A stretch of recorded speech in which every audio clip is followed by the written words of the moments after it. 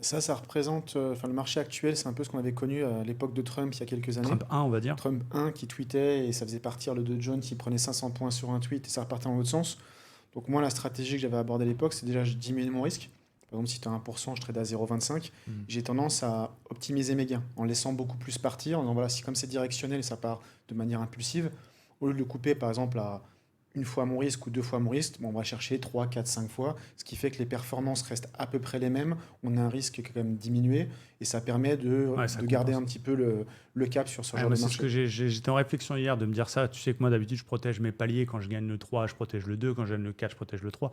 Mais je me dis, est-ce que je ne devrais pas laisser R2 protégé et puis essayer de laisser couler jusqu'au gros niveau d'après? Parce qu'on voit clairement, pour faire un gros ratio de 6 avec ma stratégie, il faut quand même chatter. Parce qu'il ne faut pas qu'il revienne sur chaque palier. Mais se dire, OK, voilà, je peux aller chercher 500 points, je peux aller chercher 1000 points dans ce marché-là. J'ai mon 2 qui est protégé. Puis le reste, on va aller chercher le précédent plus haut. Je regarde pour éventuellement m'adapter.